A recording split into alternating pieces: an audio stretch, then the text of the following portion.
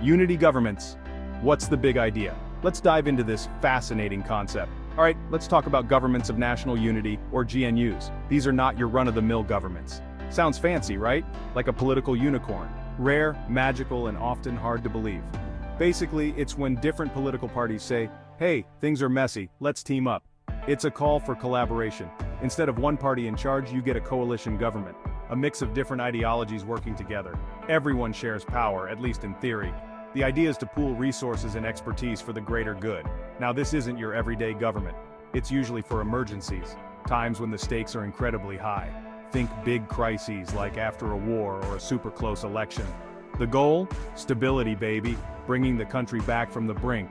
Nobody wants a country falling apart because politicians can't share their toys. It's about putting the pieces back together. Think of it like this. Your apartment's a mess and your roommates are all fighting. Chaos everywhere. A GNU is like saying, okay, everyone shut up, grab a sponge, we're cleaning this dump together. It's a collective effort. Will it be perfect? Probably not. There will always be missing pieces and challenges.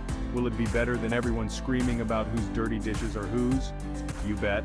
But hold your horses, it's not all smooth sailing. These unity governments aren't always sunshine and rainbows. There are conflicts and disagreements. There are some serious drawbacks, which we'll get into next. Stay tuned to understand the complexities involved. So why would anyone choose a GNU? Imagine a country recovering from a nasty civil war. Everything's broken, people are divided. A unity government says, hey, we all screwed up, let's fix this together. It's like a political reset button. Another reason? Elections so close you could measure the difference with a ruler. Nobody has a clear mandate, everyone's claiming victory. A GNU can be a way to avoid chaos, or worse, more violence. It's like saying, fine, we'll share the damn ice cream cone. But here's the catch. GNUs are often temporary. They're like that band-aid you put on a gaping wound. It stops the bleeding, but it's not a long-term solution. Eventually you need stitches, or, in this case, a proper government. And let's be real, sharing power isn't easy.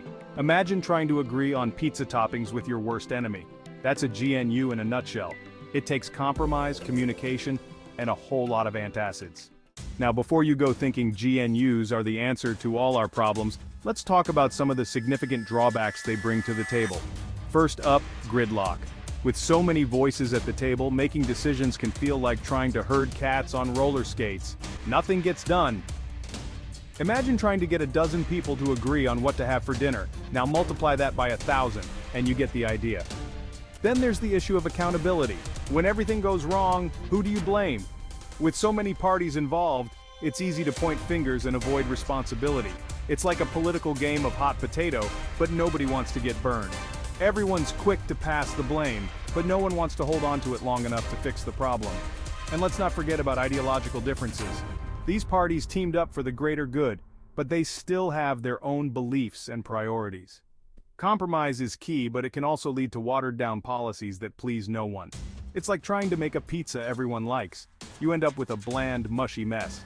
Each party wants to add their own toppings, but in the end, the pizza is just a confusing mix of flavors that don't quite work together. Finally, there's the risk of instability. GNUs are fragile by nature. If one party pulls out or the coalition collapses, you're back to square one, maybe even worse off than before. It's like building a house of cards in a hurricane. Impressive, but not exactly built to last. The slightest breeze can send the whole structure tumbling down, leaving chaos in its wake. Okay, so we've talked about the downsides of GNUs, but hey, sometimes they actually work. There are instances where unity governments have brought about significant positive change. Take post-World War II Europe, for example. Many countries formed unity governments to rebuild and heal after years of devastating conflict. They shared power, rebuilt their nations, and laid the foundation for lasting peace and prosperity. Another notable example is Kenya in 2008. After a disputed election led to widespread violence, rival politicians came together to form a GNU. They shared power, wrote a new constitution, and brought some much-needed stability to the nation. It wasn't perfect, but it helped Kenya avoid a complete meltdown and set the stage for future progress. These examples show that GNUs can work, but they need the right ingredients to succeed. Strong leadership, a willingness to compromise, and a shared vision for the future are crucial elements. It's like baking a cake. If you have the right ingredients and follow the recipe, you might just end up with something delicious and satisfying. But remember, even the best cakes can crumble if not handled with care and attention. And in the world of politics, things can get messy real fast. The key is to manage the mess and keep working towards the common goal.